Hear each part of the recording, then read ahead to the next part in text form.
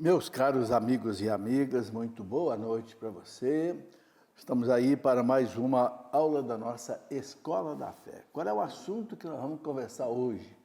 A caridade da igreja. Eu não sei se você sabe, e eu quero mostrar aqui com muitos dados, que a instituição, em toda a história da humanidade, que mais caridade fez e que hoje ainda faz, é a Igreja Católica Apostólica Romana. Vamos mostrar isso através de dados. Por que eu quero colocar essa aula hoje? Porque muita gente sabe levantar a voz contra a igreja, sabe ficar falando mal da igreja, só querem tratar do problema de inquisição, de cruzada, de, não sei, tantos temas, né? Mas não mostra aquilo que é bonito que a igreja fez. Eu até escrevi um livro que eu chamei de Uma História que Não é Contada. Para mostrar o seguinte, a igreja foi quem criou as primeiras universidades aqui no Ocidente. Foi a igreja que fez essa caridade tremenda. A igreja que desenvolveu toda a ciência, a cultura, a arte, a música, a arquitetura, o direito, depois da queda do Império Romano, em 476. Mas, infelizmente, muitos católicos não sabem disso. Então, hoje eu quero mostrar um ponto desse grande trabalho da igreja na história da humanidade, que é a caridade da igreja. Mas vamos rezar primeiro. Em nome do Pai, do Filho e do Espírito Santo. Amém. Vinde, Espírito Santo, enchei os corações dos vossos fiéis, acendei neles o fogo do vosso amor. Enviai, Senhor, o teu Santo Espírito, e tudo será criado, e renovareis a face da terra. Ó Deus, que instruíste os corações dos vossos fiéis, com a luz do Espírito Santo, fazei que apreciemos retamente todas as coisas segundo o mesmo Espírito. Esse é nosso assunto de hoje, essa nossa aula de hoje, e gozamos sempre da sua consolação, por Cristo nosso Senhor. Amém. Ave Maria, cheia de graça, o Senhor é convosco. Bendita sois vós entre as mulheres, e bendito é o fruto do vosso ventre, Jesus. Santa Maria, Mãe de Deus, rogai por nós, pecadores, agora e na hora de nossa morte. Amém. Glória ao Pai, ao Filho e ao Espírito Santo, como era no princípio, agora e sempre. Amém. Em nome do Pai, do Filho e do Espírito Santo. Amém. Muito bem, antes de nós começarmos a falar da caridade da igreja em todos os tempos, deixa eu mostrar a vocês aqui o lançamento da editora Canção Nova, livro do Márcio Mendes. O Márcio Mendes é muito conhecido. Fica livre do teu mal. Uma capa muito bonita. E esse livro aqui, o que o Márcio diz aqui atrás? Este livro é uma ajuda espiritual preciosa para qualquer circunstância em que você se encontre e nas mais diferentes situações que tiver de enfrentar. Os ensinamentos, testemunhos e orações que aqui estão já socorreram a muitos. Foram experimentadas em momentos pessoais, em pequenos grupos e também em grandes encontros de oração. Trouxeram paz, alegria, libertação, saúde para incontáveis pessoas. São belíssimos testemunhos, né, que a Canção Nova sempre recebeu, de tantas curas, libertação, famílias restauradas, jovens que deixaram aí uma vida mundana de droga, de violência e voltaram para Deus. Então, é tudo isso que o Márcio Mendes coletou aqui nesse livro. Fica livre do teu mal. Olha, é um belo presente para você dar de Natal para alguém, né? Tá aí. Beleza. Quero mostrar também esse livro que nós já conhecemos, né? Que é sobre a história do nosso querido Monsenhor Jonas Abib. Está aqui, olha. Quem conheceu Monsenhor como eu conheci, mais de 50 anos, aqui nesse livro você tem a história desse gigante, né? Que, com a graça de Deus, ele construiu a Canção Nova. Né? Tá aí, gente, é uma história de mais de 50 anos de trabalho. Está aqui. Essas coisas que fazem parte da tradição da igreja. Né? Que aquilo que o Espírito Santo vai criando na igreja. Aliás, hoje, dia 12 de dezembro, dia de Nossa Senhora de Guadalupe, completam 2 anos do falecimento de Monsenhor Jonas Abib. Olha, gente, que beleza. Nossa Senhora o chamou para a eternidade no seu dia. Ela que é a imperatriz da América Latina, Nossa Senhora de Guadalupe, que sempre protegeu, guiou, iluminou Monsenhor Jonas. Então, hoje nós queremos dar graças a Deus, mais uma vez, né, por esse homem que trabalhou tanto, ele se gastou assim como uma vela que se queima para iluminar, né, para colocar nesse mundo aí a canção nova, para salvar a vida, a alma de tanta gente. Amém. Que Deus abençoe Padre Jonas na eternidade, dele sempre o descanso da luz eterna e que ele interceda por nós todos, não só pela canção nova, mas por cada um de nós que o ama, né, que reza, e vamos trabalhar sem dúvida para o processo de canonização dele quando estiver na hora de começar. Mas muito bem, vamos conversar então sobre a caridade da igreja. Bom, quando a gente examina a vida de alguns santos, por exemplo, São Vicente de Paulo, né, que ali em Paris, no século XVI, dizem que passava mais dinheiro na mão dele do que no ministro das Finanças de Paris, porque o dinheiro que entrava na mão de São Vicente de Paulo era para os pobres. A França estava numa situação complicada, difícil, Paris havia muita fome, São Vicente de Paulo bancava aquilo ali. São Francisco de Assis, não precisa nem dizer, né? São Francisco de Assis deixou toda a riqueza do pai Bernardone, e foi viver a vida pobre, simples. Ele diz que casou com a irmã pobreza, né? Era a esposa dele, e viveu exatamente para fazer caridade. Depois São João Bosco que entregou a vida dele para os jovens pobres, os jovens carentes, ali de Turim. Começou o oratório, e nesse oratório Dom Bosco fez maravilhas com esses jovens, tirando os jovens de uma situação de miséria, de uma situação também de vício, de pecado. E assim vai, você pega São Camilo de Leles. São Camilo de Leles era o santo que cuidava dos doentes nos hospitais. E vamos, pega a Madre Teresa de Calcutá, meu Deus, Madre Teresa de Calcutá entregou a vida inteira naquela cidade de Calcutá, na cidade ali da Índia, onde as pessoas morriam nas calçadas, embriagadas, drogadas, de fome. E Madre Teresa criou lá as Irmãs da Misericórdia. Veja a nossa irmã Dulce aqui na Bahia, quanta coisa a irmã Dulce fez. Vejam, esses são apenas alguns poucos exemplos, né? Eu até escrevi um livro sobre a irmã Dulce, né, para mostrar o que essa mulher sozinha, uma freirinha pequena, frágil, mas como a graça de Deus atuava no coração dela, né? E assim você vai ver aí muitos outros santos que viveram para fazer caridade.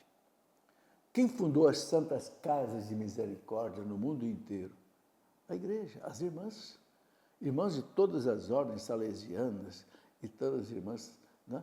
As santas casas. Quando não existia hospitais públicos, não existia INSS, não existia nada disso, nem SUS, né? Era a caridade da igreja, né? Ou seja, você não vai encontrar um santo sequer que não tenha se esmerado na caridade. Você pode ler a vida de qualquer santo, inclusive os grandes santos teólogos, Santo Tomás de Aquino, Santo Agostinho. Você vai encontrar ali um trabalho de, né, Padre Pio, que fundou um hospital ali na cidade dele. São João Maria Vianney, em Ars, criou um hospital lá em Ars. Você sempre vai ver isso. E o que eu quero ressaltar aqui é que a igreja nunca precisou de uma ideologia marxista, comunista, para fazer caridade. Não. A caridade por amor ao pobre que ele vê Cristo ali. Então não precisa de luta de classe, não precisa de invasão de terra, não precisa de invasão de prédio, não precisa ficar jogando pobre contra rico, que nem faz o marxismo comum. A igreja não precisa disso. Infelizmente, essa ideologia negativa entrou na teologia da igreja, na teologia da libertação, e muita gente embarcou nisso. Mas a igreja, João Paulo II, foi bem claro várias vezes, né? João Paulo II disse, né, lá em Puebla, por exemplo, quando ele teve a primeira conferência episcopal latino-americana, que ele participou aqui no México, em Puebla, em 1979, ele disse: essa visão de Jesus Cristo como um revolucionário de Nazaré não se coaduna com a fé católica. Jesus nunca foi um revolucionário. A caridade da igreja é a caridade mansa, tranquila, suave. Né? A igreja não precisa, o documento de Puebla disse bem claro, a igreja não precisa de ideologias para fazer caridade. A igreja precisa só do amor de Cristo para fazer a caridade. Isso é muito importante a gente entender. Os verdadeiros santos da igreja nunca fizeram violência, nunca jogaram pobre contra rico, patrão contra empregado, branco contra negro, nunca. Pelo contrário, fizeram a caridade atendendo a todos na paz. Mas eu quero pegar aqui, nessa nossa aula, desde o começo lá da história do cristianismo, quando caiu o Império Romano em 476, vocês sabem que o Império Romano dominava o mundo. Né? Cristo nasceu no auge do Império Romano, do imperador Augusto, depois morreu no imperador Tibério. Né? Mas o Império Romano foi enfraquecendo, os bárbaros foram invadindo o Império Romano, até que no ano 476 o Império Romano desabou. Os bárbaros tomaram conta, várias etnias bárbaras de todas as partes, né? Godos, visigodos, alamanos, suevos, burgúndios, celtas, alamanos, lombardos e visigodos, né? Enfim, tomaram o império. A única instituição que ficou de pé foi a Igreja Católica. A gente sabe disso. Por quê? Porque a igreja já tinha, até o ano 476, pelo menos 50 papas já tinha tido. Mosteiros, né, na Europa, né? Depois vieram ainda mais, depois dos anos 500, vieram os mosteiros de São Bento, que inundaram a Europa de milhares de mosteiros, em todos os países. Né? E a igreja foi que sustentou a civilização. Acabou o resto. A igreja que cuidou da caridade, a igreja que cuidou da arte, da música, da ciência, da tecnologia, da arquitetura. Por isso que nós chegamos aí no ano 1000, era a cristandade. Toda a Europa respirava, depois de 600 anos da queda do Império Romano, a Europa respirava o cristianismo. Por isso que você vai ver do lado de cada belíssima catedral, você vai ver um campanário, ou seja, uma torre, né? Onde lá em cima fica o sino, a campanha, campanário vem de campanha, né? Que é o sino em latim, porque o sino é que guiava o povo, né? O sino tocava para acordar, para ir para o trabalho, para voltar do trabalho, para tudo. Né? É como se fosse o meio de comunicação de hoje. Né? Bom, mas aí a igreja, quando Roma caiu, o que sustentou o mundo foi a misericórdia da igreja, que mudou o mundo. Né? Baseado naquilo que Jesus colocou, amar o próximo como a si mesmo. A igreja, para a igreja não interessa estar diante dos romanos, estar diante dos bárbaros, é o próximo. E a igreja vai evangelizar, vai educar, vai trabalhar com eles. Então, a caridade ensinada por Cristo foi algo assim novo no mundo antigo, que não existia. Essa caridade com o outro, não existia. Entende? Exatamente o cristianismo inaugurou isso. Né? Veja, por exemplo, um exemplo interessante. Acho que já viram falar daquele filósofo francês, Voltaire, iluminista, né? Lá do século XVII, XVIII, que odiava a igreja. Mas olha o que o Voltaire disse, lá na França. Talvez não haja nada maior na terra do que o sacrifício da juventude e da beleza realizada pelo sexo feminino para trabalhar nos hospitais, para aliviar a miséria humana. De quem que Lutero está falando? De quem que é esse sacrifício da juventude e da beleza realizada pelo sexo feminino? De quem que Voltaire está falando? Está falando das freiras, das irmãzinhas jovens de caridade, que sacrificaram a beleza, tudo, ele fala aqui, para trabalhar nos hospitais, para aliviar a miséria humana. Se referia às irmãs católicas da França, né? Que trabalhavam nas Santas Casas de Misericórdia, que foram fundadas pela igreja no mundo inteiro. Veja, o inimigo da igreja reconhece o papel, né, da igreja, da caridade. Os padres da igreja, os grandes padres da igreja, como Santo Agostinho, São Jerônimo, São Basílio Magno, São Gregório de Nissa, etc., eles fundaram instituições. Por exemplo, Santo Agostinho, ele fundou um hospital para peregrinos, resgatou escravos da mão de bárbaros né, que começavam a invadir o Império Romano, socorreu os pobres. Ele pedia ao povo não dar roupa para ele, mas vendê-las e dar o dinheiro aos pobres. Veja, a caridade sempre norteou a vida da igreja. Eu quero destacar isso porque muita gente não sabe disso. Você que muitas vezes é universitário ou aluno de colégio, você vai ver muitos professores de história só falarem mal da igreja. Mas você já escutou algo desse tipo nas escolas? Não. Então é isso que nessa aula de hoje eu quero colocar um pouco aqui para o nosso conhecimento. Mas vamos fazer um intervalo e a gente volta já. Meus caros amigos e amigas, estamos de volta com a nossa Escola da Fé e eu quero lembrar vocês de uma coisa muito importante. Nós estamos no mês de dezembro, né? Você sabe que o mês de dezembro as contas apertam, né? Quem tem, por exemplo, empregado tem que pagar 13º, vence férias. Olha, e a Canção Nova tem aí um batalhão de colaboradores, empregados, né? Que a Canção Nova, praticamente a folha dobra nesse mês de dezembro. Então, você sabe que a Canção Nova não tem uma outra renda, a não ser a sua contribuição e a venda de materiais de evangelização, como esse livro do Márcio Mendes que eu mostrei, né? Fica livre do teu mal. Mas é isso aí. Então, a Canção Nova conta com o teu ajuda, uma ajuda especial no mês de dezembro. Sabe, eu te dou uma sugestão, você que recebe 13º, que é funcionário, faça a sua contribuição à Canção Nova 2 vezes. Use aí o seu Pix, né? pix.doação@cancionova.com. Essa é a chave do Pix da Canção Nova, né? pix.doação@cancionova.com. Faça a sua contribuição para que a Canção Nova possa fechar o ano, se Deus quiser, sem dívida, com 100%, né, do projeto Dai-me Almas sob controle, se Deus quiser, contando com a sua ajuda. Mas vamos continuar aqui conversando sobre, né, a história da igreja do que se refere à caridade. Esse livro que eu escrevi, História da Igreja, Idade Antiga, isso que eu estou falando aqui agora, você vai encontrar muita coisa aqui nesse livro.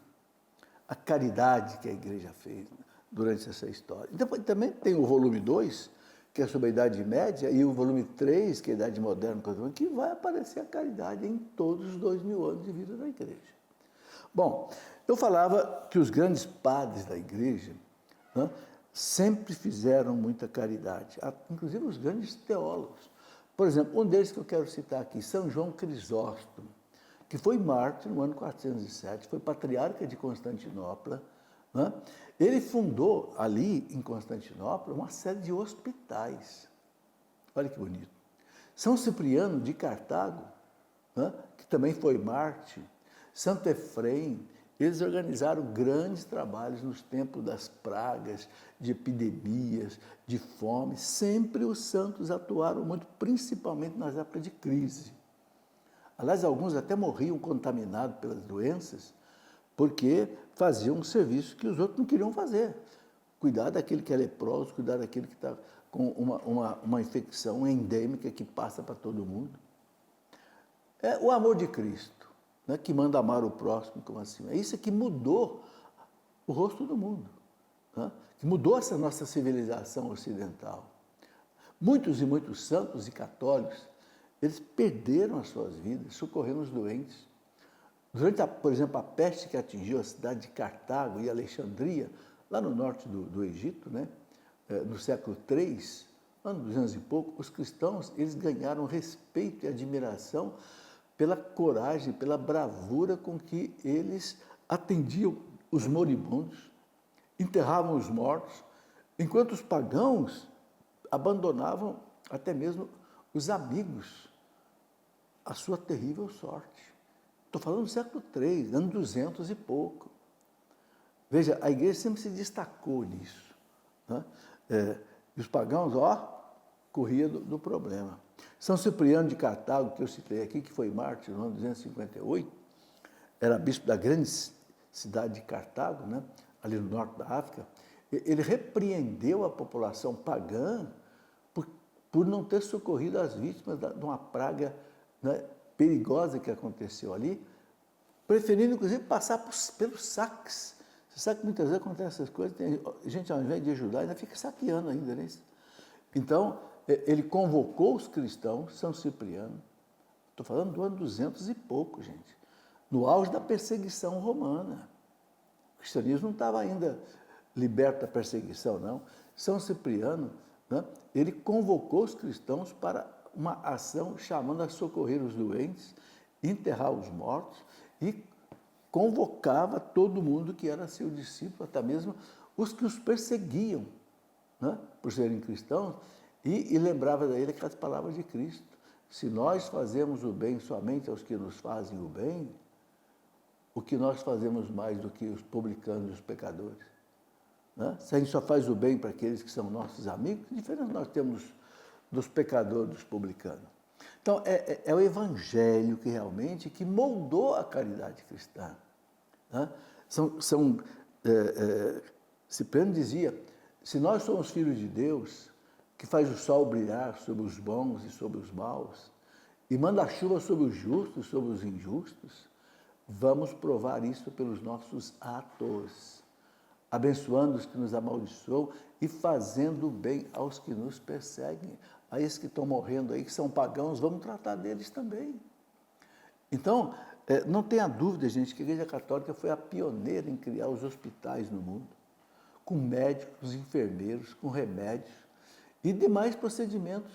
No século IV, a Igreja começou a manter nas cidades menores, né, onde ela atendia viajantes, ela atendia doentes, atendia viúvos, atendia órfãos, atendia os pobres. Isso tem uma ampla literatura hoje que você pode ver. Nesse livro que eu escrevi de História da Igreja, eu coloco esses dados aí, tirados de fontes primárias. Né? Só um exemplo que está aí na História da Igreja. Uma mulher chamada Fabíola, por caridade cristã, ela criou o primeiro hospital público em Roma. Né? Isso quando? Lá no século IV. São Basílio Magno, doutor da Igreja, que nasceu em 330, morreu em 369, ele fundou um hospital em Cesareia, na Terra Santa, no século IV, especialmente para os leprosos. Você sabe que existia muitos, né? E os mosteiros também prestaram muitos atendimentos aos doentes. Uma coisa interessante, quando a Igreja fundou as universidades, a partir do ano 1000, uma das universidades foi criada na França, de Montpellier, foi fundada para quê? Para estudar medicina. Universidade da Igreja Católica. Então você vê que isso sempre aconteceu. Né? Um historiador famoso chamado Gunther Rice, ele escreveu a History of the Hospitals, a história dos hospitais. History of the Hospitals. É citado naquele livro do historiador Thomas Woods, né? Thomas Woods escreveu aquele livro famoso, né? Como a Igreja Católica construiu a civilização ocidental. Então, Thomas Woods, nesse livro dele, citando o Gunther Rice, né? Que escreveu a história dos hospitais, ele mostra que quando caiu o Império Romano, em 476, os mosteiros assumiram cada vez mais os cuidados dos doentes, como nunca foi feito na Europa por vários séculos. Gente, isso é uma citação de um livro, A História dos Hospitais, de Gunther Rice. Então, os mosteiros que havia na Europa a partir da queda do Império Romano, eles assumiram praticamente. Esses mosteiros eles se tornaram verdadeiras escolas de medicina entre os séculos, praticamente 5 e século X. Quando depois surgiram, inclusive, a Universidade de Montpellier, na França, para estudar medicina. Falava-se do período da medicina monástica. Né? A gente vai encontrar aí, por exemplo, Santa Hildegarda de Bingen, que é do ano 1000 e pouco, que era uma verdadeira médica do tempo dela, monge, uma mulher mística, mas ela tratava com medicamentos de plantas, de tudo, para cuidar dos doentes. Inclusive, a editora a minha biblioteca católica publicou um livro muito bom sobre a doutora da igreja agora, né? Santa Hildegarda de Bingen. Era uma médica que tratava dos doentes no mosteiro feminino. Então, durante o reavivamento dos anos 800, com Carlos Magno, que foi o grande imperador católico da Europa, os mosteiros se destacaram como os principais centros de estudo e transmissão dos textos antigos da medicina. É aquilo que eu falei, gente, depois da queda do Império Romano, 476 para frente, a igreja foi que tomou conta de tudo. Por isso que o Thomas Wood diz que a igreja católica foi quem criou a civilização ocidental, que é a civilização mais bonita que existe no mundo, a nossa. Você quer uma prova disso? Quer uma prova disso? Todas as invenções da ciência e da tecnologia que o mundo conhece foram feitas aqui no Ocidente. Nada lá no Oriente. Por quê? Porque o Oriente tinha uma cosmovisão errada, no panteísmo, achava que tudo era Deus, então não tinha que estudar nada, a natureza. Aqui não. No Ocidente, o cristianismo, não, Deus é o Criador, nós somos criaturas. Deus não tem leis nele, mas a criatura tem leis, e essas leis eu posso estudar.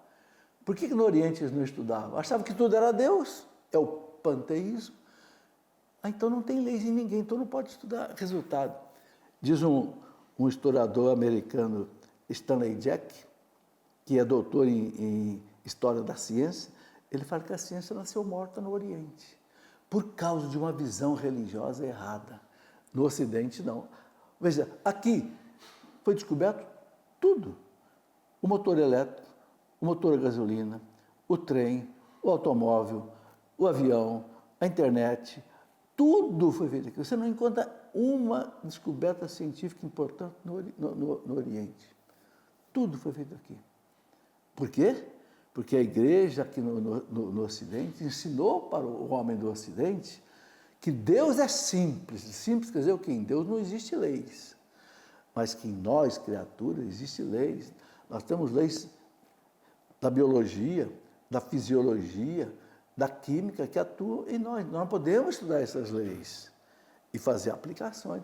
Daí o que aconteceu? A ciência aqui no Oriente, no Ocidente, desenvolveu. Então, está aí, vocês vendo esse papel importantíssimo da igreja. Um outro exemplo que eu gosto de dar, o grande santo francês, santo e rei, São Luís IX, rei da França, é de 1200 mais ou menos. Ele chamava os mosteiros de o patrimônio dos pobres, o rei da França. Chamava os mosteiros, não à toa que é santo, né? O patrimônio dos pobres. O que sempre foi desde o século IV. Em cada lugar onde surgia um mosteiro, gente, nos vales, nas montanhas, formavam logo assim centros de vida religiosa organizada com escolas, com modelos para agricultura, para a indústria, piscicultura, reflorestamento, proteção aos viajantes, alívio para os pobres. Os mosteiros cuidavam de tudo, porque aquilo que eu falei, quando os bárbaros dominaram a Europa, os bárbaros não tinham cultura, eles eram nômades. Quem é que assentou esses bárbaros durante 600 anos? Ensinou para eles ir para a escola, aprender a ler, aprender a escrever, aprender agricultura, aprender a plantar, a produzir indústria, né? A piscicultura, criar peixe, reflorestamento, né? Ou seja, a caridade da igreja fez isso, né? Cuidando dos doentes, cuidando da cultura do povo, como a gente já viu, né? Durante a Idade Média, que vai mais ou menos do ano 500 a 1500, os monges eles deram refúgio aos peregrinos, aliviando os horrores da neve nos Alpes da Europa, que é gelado com muitas neves, né? Os beneditinos, os premonstratenses, que é outra ordem religiosa, bem como as ordens mendicantes de São Domingos, de São Francisco de Assis, eles se destacaram na caridade. É só você estudar a vida deles. Para você ter ideia, São Bento, ele mandava que os monges dele colocassem na porta de entrada do mosteiro esta frase: cada visitante devia ser recebido no mosteiro como se fosse o próprio Cristo. Olha aí. cada mosteiro de São Bento. E São Bento colocou milhares de mosteiros na Europa. Ainda hoje, você vai no Rio de Janeiro, tem o mosteiro de São Bento, você vai em São Paulo, tem o mosteiro de São Bento. A Ordem de São Bento deu mais de 20 papas para a igreja, mais de 15 mil bispos para a igreja. É uma coisa extraordinária. Milhares e milhares de mosteiros no mundo inteiro. Mas olha a frase que tinha na porta de cada mosteiro. Cada visitante deve ser recebido no mosteiro como se fosse o próprio Cristo. Já pensou? Que tratamento esse pessoal recebia? Bom, mas os monges, eles não apenas esperavam os pobres virem a eles, não, eles iam atrás dos pobres e doentes para socorrê-los.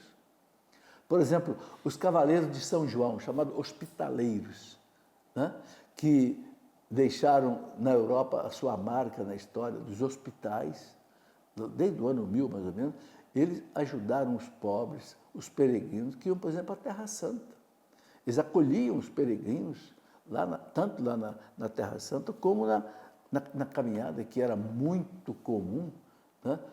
Então, hoje nós temos os famosos hospitais de São João. Esses hospitais de São João, eles impressionavam pelo profissionalismo, onde se realizavam até pequenas cirurgias.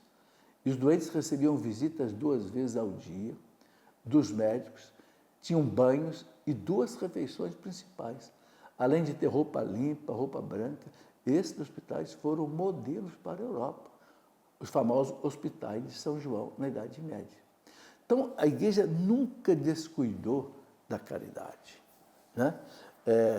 Eu quero terminar esse segundo bloco com uma citação, inclusive, de Martinho Lutero. Todo mundo conhece bem Martinho Lutero, a briga dele com a igreja. Olha o que Lutero disse. Sob o Papa, o povo era ao menos caridoso, o que não era preciso à força para conquistar as almas. E que agora, no reino do Evangelho, o reino do Evangelho para ele era o protestantismo, né? Ao invés de dar, eles roubam um ao outro. Está aí, na obra do historiador Paluf, que é de 1885. O próprio Lutero reconhecia que a igreja fazia muito mais caridade do que os protestantes na época dele. Está aí. Vamos para o intervalo, a gente volta já para conversar mais um pouco.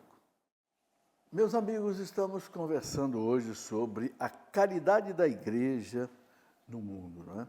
E eu quero lembrar também que hoje faz 2 anos do falecimento de Monsenhor Jonas Abib, né? É dia de nós rezarmos pela alma dele. Nós temos convicção de que esse homem foi um santo que está na glória de Deus, mas a igreja sempre pede para rezar pela alma de todos, né? E pedir a sua intercessão também para todos nós, pela Canção Nova. Mas continuando aqui a nossa conversa sobre a caridade da igreja em todos os tempos, eu queria dar mais um outro dado interessante que eu vejo nesses livros todos aí, sobretudo no livro do Thomas Woods, né, como a Igreja Católica construiu a civilização ocidental. Quem quiser conhecer esse livro é da editora Quadrante, muito bom. Tem um biógrafo do Papa Inocêncio III. O Papa Inocêncio III foi aquele Papa do tempo de São Francisco, lá por volta de 1200. Um biógrafo do Papa Inocêncio III, chamado Frederick Ruyter. O Frederick Ruyter diz assim, abre aspas, todas as instituições beneficentes que a humanidade possui nesses dias para ajudar os pobres, todos que têm sido feitos para a proteção dos indigentes e aflitos, todos os tipos de sofrimento vêm diretamente ou indiretamente da Igreja de Roma. Veja, quando ele fala Igreja de Roma, fala vem do Papa. Né? Todas as instituições beneficentes que a humanidade possui nesses dias. Ele está lá no século XI, século XII. Todas as instituições beneficentes que a humanidade possui vêm direta ou indiretamente da Igreja de Roma. Isso está no biógrafo do Papa Inocêncio III, Frederico Ruyter. No século XVI, interessante, lá por volta de 1534, quando o rei da Inglaterra, Henrique VIII, rompeu com a igreja, né, e tornou-se assim inimigo da igreja e implantou né, a igreja anglicana, né, na Inglaterra, ele assumiu a igreja, né, ele suprimiu os mosteiros da Inglaterra, que era uma força violenta para cuidar dos pobres e tudo, e confiscou as propriedades do mosteiro. Né? A consequência social negativa foi enorme. Inclusive, houve uma rebelião popular em 1536 na Inglaterra, conhecida como a Peregrinação da Graça. Ficou com esse título, Peregrinação da Graça, que teve muito a ver com a ira do povo com o desaparecimento da caridade dos mosteiros. Porque os mosteiros assistiam o povo. E o Henrique VIII, depois a sua filha também, Isabel, né, que foi um verdadeiro carrasco para os cristãos, né, eles sequestraram os mosteiros, as suas propriedades. Inclusive, Daniel Rupes diz, historiador da igreja, que eles atrasaram o desenvolvimento científico e tecnológico da Inglaterra por 200 anos. Por quê? Porque quem fazia o desenvolvimento eram os monges dos mosteiros. Então, essa dissolução dos mosteiros ingleses e a redistribuição das suas terras, né, significou a ruína de milhares de pobres camponeses, a destruição de pequenas comunidades que sustentavam esses pobres. Milhares de desempregados das fazendas foram colocados nas ruas, a pobreza cresceu assustadoramente. Tudo por quê? Porque um inimigo da igreja acabou com os mosteiros. O famoso Thomas Cromwell, que era um aliado de Henrique VIII e era uma espécie de um advogado, defensor dele, que tinha ódio dos monges, ele liquidou os mosteiros. Em fevereiro de 1536, o parlamento inglês ele dissolveu os mosteiros sob pretexto falso de imoralidade. Acusando os mosteiros, ele dissolveu tudo. Dá para engolir uma mentira dessa, né? No primeiro ano foram fechados 327 conventos, que passaram a render 32 mil libras esterlinas anuais à coroa inglesa. Citação de Daniel Rupes, no volume 4 dele, na página 452. Então, vejam, ele arrasou com a caridade da igreja quando ele confiscou os mosteiros praticamente todos da Inglaterra, porque ele rompeu com a igreja. Aquela história de Henrique VIII, né, ele era casado com Catarina de Aragão, queria divorciar, queria que o Papa anulasse o casamento dele para casar com Ana Bolena, que era uma amante dele, o Papa não quis, não autorizou, ele rompeu com a igreja. Aí passou a perseguir a igreja, por isso que a Inglaterra virou a igreja anglicana. Né? Bom, o que aconteceu com os mosteiros da Inglaterra de Henrique VIII no século XVI aconteceu também na França com a Revolução Francesa. Quando aconteceu a Revolução Francesa, em 1789, que foi aquela revolução contra o trono e o altar, contra o rei e contra a igreja, né? Quando os revolucionários, inimigos da igreja, eles confiscaram as propriedades da igreja, secou a fonte da caridade na França. Então, o que o Henrique VIII provocou na Inglaterra, depois a Revolução Francesa provocou na França. Na época, o arcebispo da cidade de Aix, na Provença, né, alertou que tal roubo era uma ameaça à educação e à provisão do povo. Em 1847, a França tinha 47% de hospitais a menos do que no ano do confisco pela Revolução Francesa, em 1799. Ou seja, a Revolução Francesa fechou praticamente a metade dos hospitais que a igreja cuidava. Os 50 mil estudantes das universidades se reduziram a simplesmente 12 mil. Quer dizer, foi uma desgraça. Né? Então, a partir do século XI, começaram a surgir as ordens dedicadas à caridade hospitalar, né? Por exemplo, os famosos antoninos. Né? Depois temos outras obras de caridade, né? Por exemplo, a Ordem dos Irmãos Hospitalares de Santo Antão. Foram surgindo muitas obras de caridade. Em 1178 foi fundada por Guy de Montpellier a Ordem do Espírito Santo, né, que era uma ordem que cuidava de hospitais para crianças abandonadas. No final do século XIII, tinha cerca de 800 casas. Olha que beleza. Em 1150, surgiu em Bolonha os crucifeu. O que eram os crucifeu? Né? Eles cuidavam de doentes, crianças, etc., e idosos. Né? Em 1099, surgiu a Ordem de São Lázaro, para cuidar dos leprosos do Oriente. E aí, olha, se eu fosse ficar citando as coisas aqui, já não ia acabar nunca. Foram trazidos também para a França por Luís VII, o rei Luís VII, e cresceram muito na França e na Ásia, esses mesmos que cuidavam dos leprosos, chegaram a ter 3.000 leprosários, porque a lepra era terrível naquele tempo, não tinha cura, né?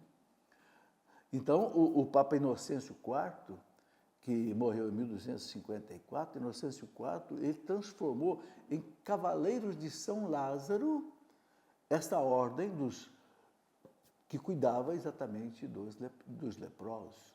Tá? E aí, gente, tem muita coisa pela frente. São Luís, rei da França, que eu já falei, né? Santa Isabel da Hungria, Santa Edviges, se destacaram nessa caridade. Só na França, em 1225, o rei Luís VIII, ele comprovou a existência de mais de 2.000 leprosários na mão da igreja. Né? São Roque, que morreu em 1327, patrono dos leprosos, consagrou toda a sua vida ao cuidado dos leprosos e morreu leproso porque ele ficou contaminado. O Papa Inocêncio III, numa bula de 1198, ele prometeu remissão total dos pecados, indulgência, né? Aos homens piedosos que desposassem mulheres pecadoras reduzindo-as ao bom caminho. Olha a caridade espiritual, olha o que o Papa fez. Ele colocou uma indulgência plenária para homens piedosos que aceitassem casar com prostitutas para conduzi-las ao bom caminho.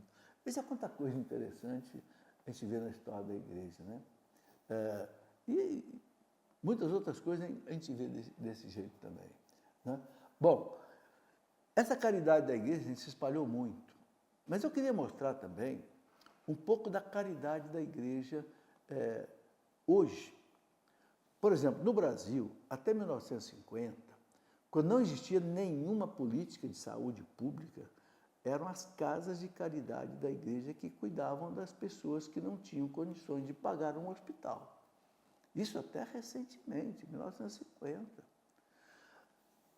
Só para você ter uma ideia da situação da caridade da igreja hoje, a Igreja Católica mantém na Ásia, 1.076 hospitais. A Igreja Católica mantém 1.076 hospitais na Ásia.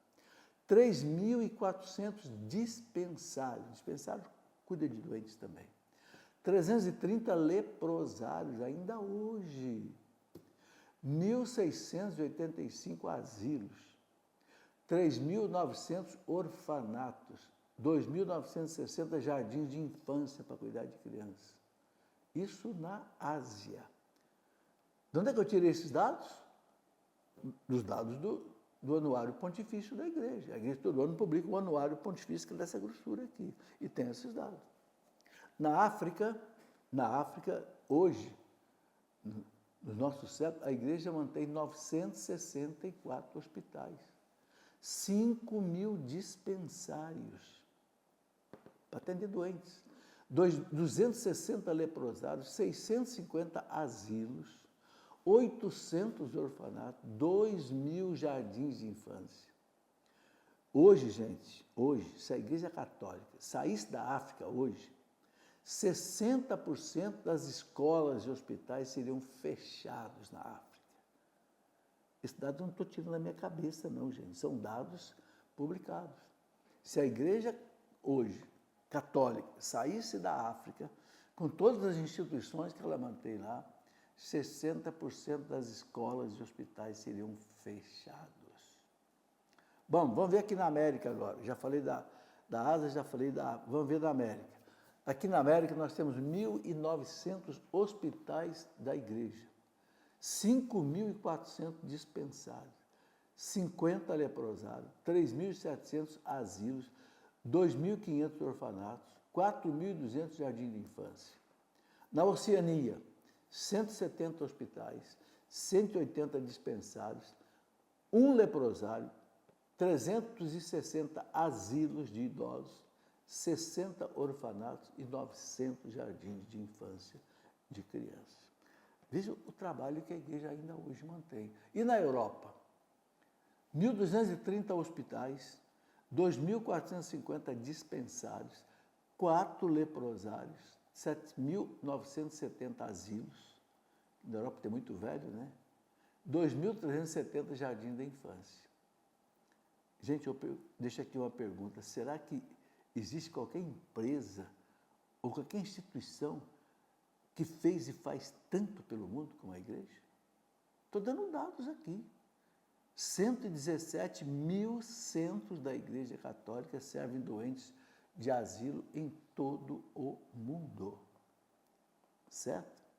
E eu poderia ainda, eu tenho aqui um outro dado aqui na minha mão, que eu poderia ainda completar alguma coisa. Por exemplo, eu tenho foi publicado aqui pela aquela fonte ACI Digital, no dia 16 de dezembro de 2009. Olha que interessante. Desde janeiro deste ano, 2009, a Caritas é uma instituição da igreja para fazer caridade.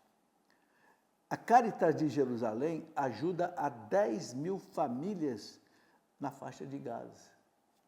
Isso em 2009. Na faixa de Gaza, aquele problemão que está vendo hoje. Proporcionamos alimento, água, alojamento e remédios. Para estes trabalhos, conseguiram reunir 1,4 milhão de euros. Entre outros trabalhos, Caritas de Jerusalém também ajuda aos feridos em sua reabilitação com próteses e cadeiras ortopédicas, colaborando de maneira concreta com mais de 1.000 pessoas mutiladas por causa de guerra. E aqui tem uma série de outros dados, né? Vou colocar aqui mais um outro dado que hospitais católicos representam 26% de estrutura de saúde no mundo. 26%, né? A fonte ACI Digital do dia 9 de fevereiro de 2010. O Pontifício Conselho para a Pastoral da Saúde, no marco do seu 25º aniversário de fundação, deu a conhecer que a Igreja Católica administra e serve 26% dos centros hospitalares e de ajuda na área da saúde que existe em todo o mundo.